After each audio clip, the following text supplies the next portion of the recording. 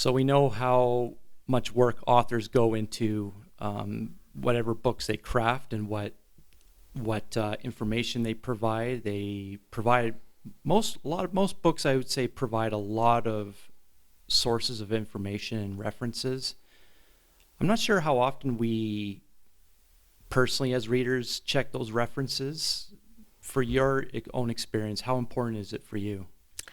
Well, I have to say the only time that I come across cross-references and notes is when I'm reading the Bible, not so much in the other books that I'm reading. And first of all, I think we should define what cross-referencing and notes are.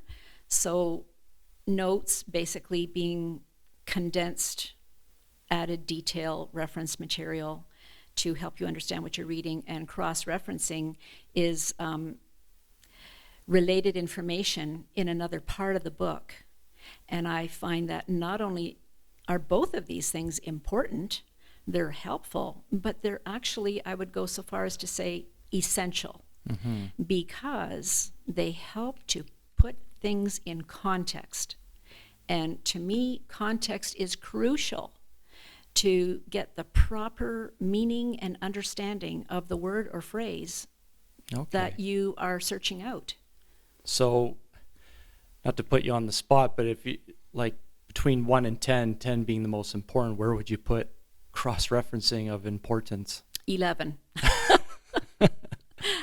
So context is everything. And we actually have a fancy word for it when we are reading the Bible called hermeneutics.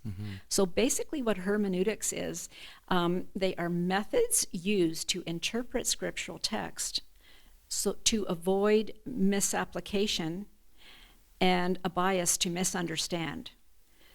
That's how important context is. It goes hand in hand with context when you are reading everything.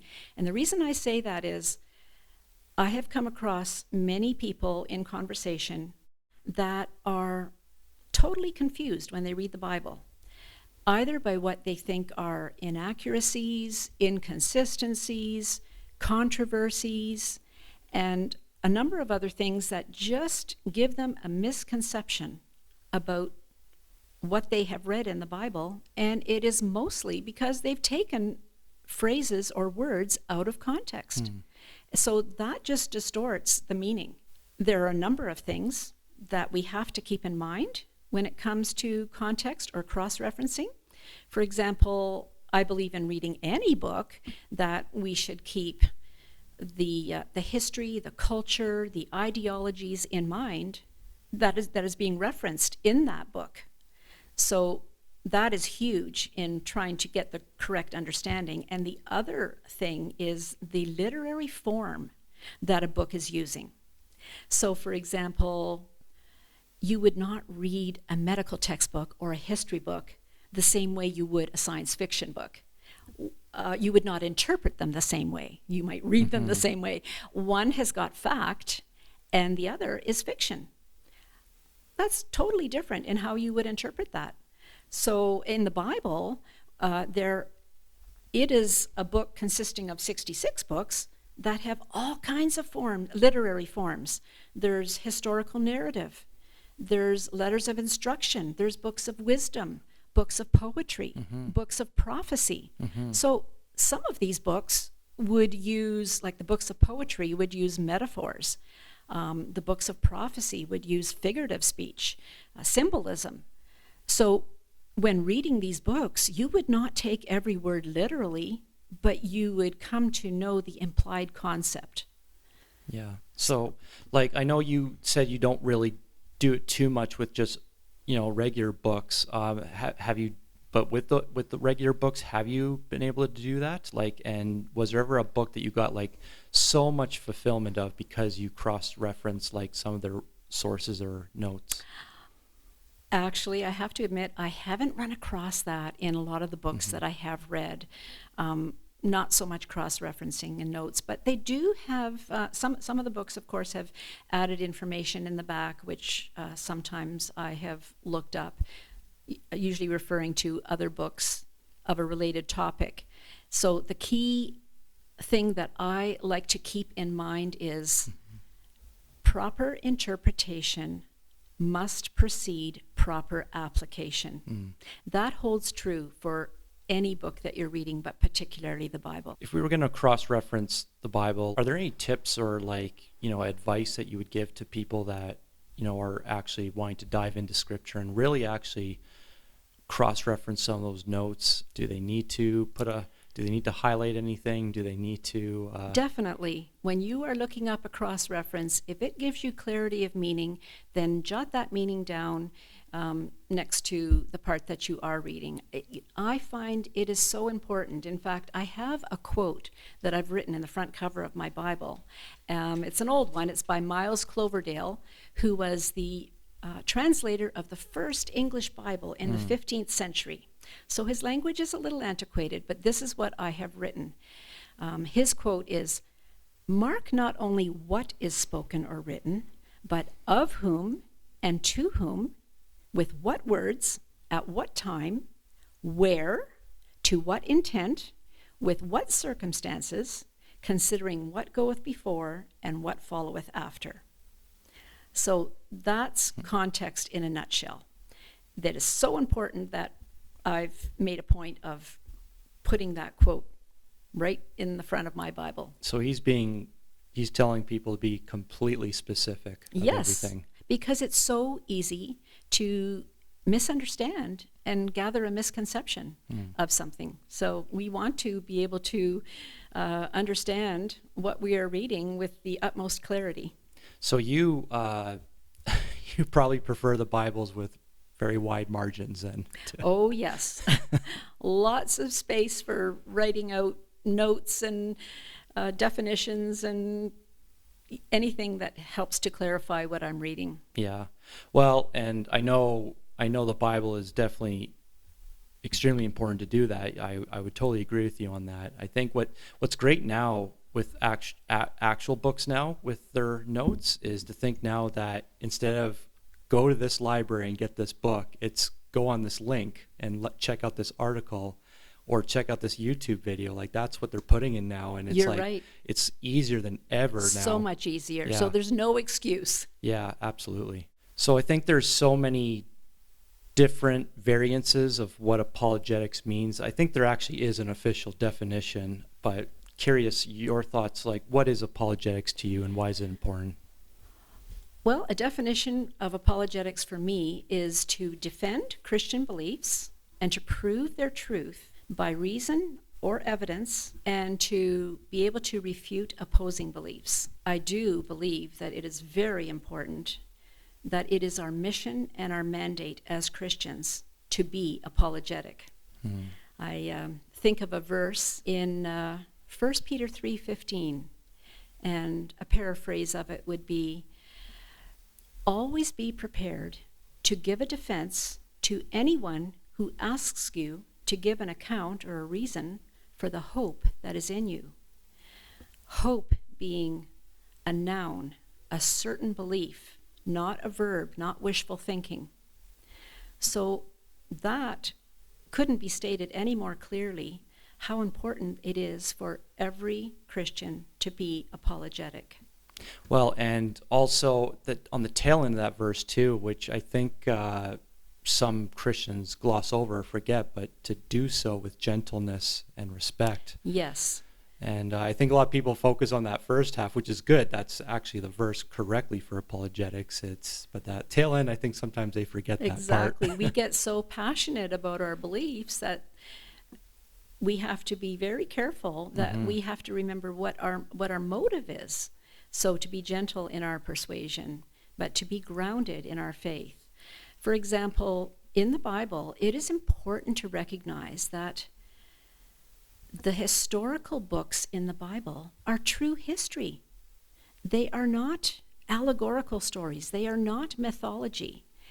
And this is verified by other historian accounts written at the same time and ongoing archaeology. It is amazing what they are discovering about people and places in the Middle East, in the Holy Land particularly, that confirm everything the Bible talks about in its historical records. Wow, yeah, and it sounds like they're still discovering new things. It is ongoing, and it is bringing more and more things to life.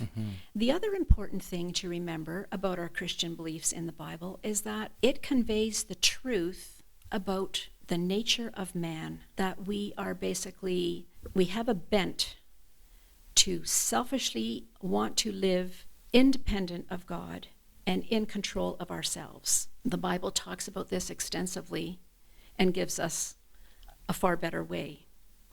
And the third thing that we need to remember that about the Bible is the truth that it reveals about the plans and purposes that God has for man, from creation to prophecy, from history to destiny. A lot of these things are verified through prophecy, the Bible being very accurate in its prophecy. Some already fulfilled, some yet to be fulfilled. For example, Jesus' birth was prophesied 500 years before it actually happened. And not just his birth, but in minute detail. For example, mentioning the small town that he would be born in Bethlehem, mentioning that he would be born of a virgin, which for a human author would be unheard of to prophesy that. And yet it was made possible. The fact that he would be found in a manger in swaddling clothes by nearby shepherds, all of these things were fulfilled right to the letter. And the prophecy is ongoing in the last book of the Bible, in Revelation, that basically talks about our destiny. So not only has there been other fulfilled prophecy, especially regarding the nation of Israel. I've just been reading in the book of Jeremiah this past month, and he was a prophet who was trying to tell the nation of Israel the impending doom that they would face. Now, he was doing this for 20 plus years before it happened, but when it did happen, God's prophecy to him was so accurately fulfilled, right down to specific names. The fact that it would be King Nebuchadnezzar from Babylon that would come in and take Israel captive and haul off their best citizens into exile. The names of the kings that would be ruling at the time is just amazing. And regarding our prophecy in the Bible, some people believe that as we speak today, we are seeing signs, initial signs of our future being fulfilled. And so having said all that, what would be some of the reasons why apologetics is so important? Well, I believe that we need to be prepared to prove that the whole Bible is credible. Whether we use historical or philosophical evidence, because if we don't believe that the whole Bible is not only credible but true, if we don't believe it all true, then we can't believe that any of it is true. We can't pick and choose what we think might be true and what we think isn't true. But other than that, I believe that the overruling message in the Bible, from history to prophecy, is basically God's message of grace to mankind. So we want to show others that this message is credible, that it is truthful, so that they can understand it, accept it, embrace it, be transformed by it, and commit their futures into the hand of God. So as you were alluding to earlier when you said we have to remain gentle as an apologetic, our motive is love in all of this. So many other religions and cults are apologetic for a different purpose. They want power and mind control over people, whereas the Christian faith basically is grounded in the fact that our motive is love for God, for His truth, and for other people.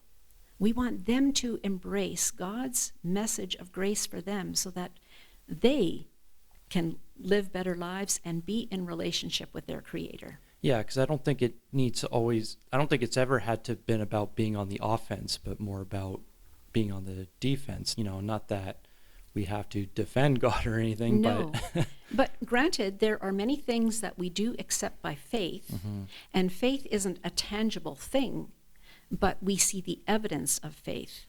Just like wind, you can't see wind, but you see evidence of what it can do. So the thing that I like to remember is until any part of the Bible can be proven to be untrue, it remains true.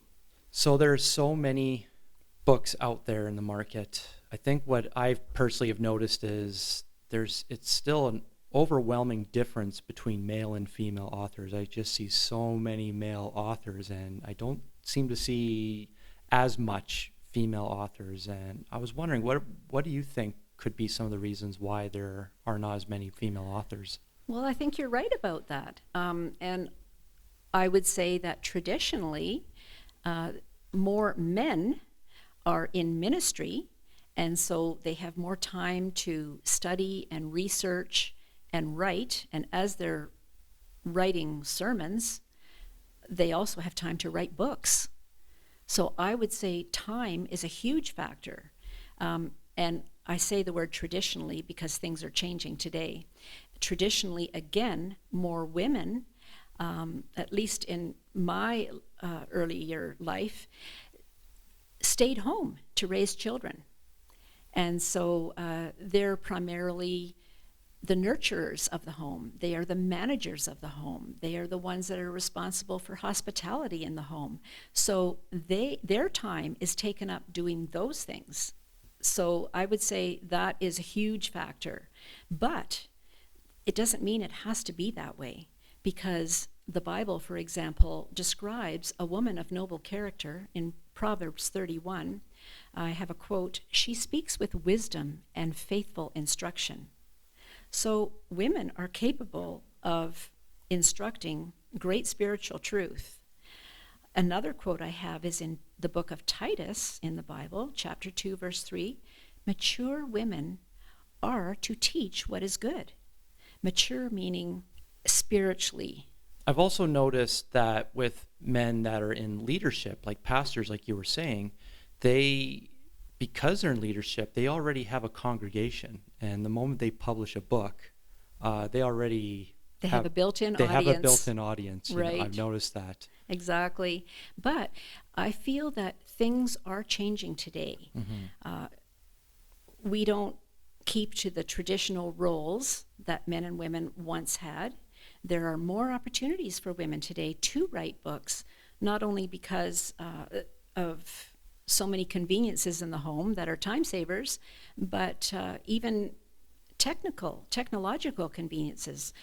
They can stay home and do research online, so they can gather a lot of their material and do their work in this way. You could say, actually, it's now also going to be benefiting women, too, because I think today it's easier than ever now to publish a book. I mean, you're right. You bring up a good point.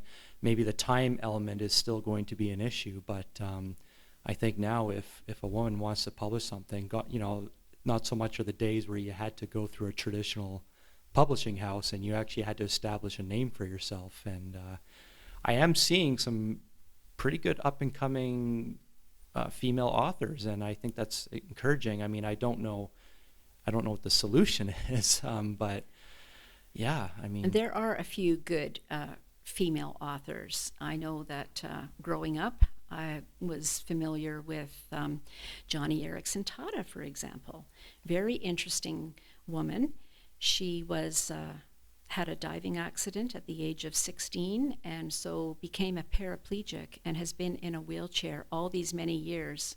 And I believe she's possibly close to 70 years old now.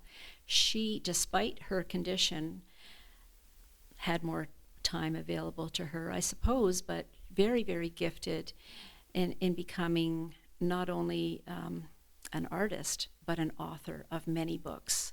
And she also has an active radio ministry. Another one is Anne Graham Lotz. She is the daughter of the world-renowned evangelist Billy Graham. I remember reading a few of her books. And then, of course, many women would be familiar with Beth Moore, who has published great Bible study books. Francine Rivers is another Christian novelist. Wonderful books. I would say one female author that sticks in my mind from my early adult years is Rebecca Manley Pippert. And she wrote a book with a catchy title that I've never forgotten, Out of the Salt Shaker and Into the World. So That's a good title. it is, and it's a powerful book. And I have a lot of these older books and classics in my home library that I will not part with. So I think we're going to see a lot more of them.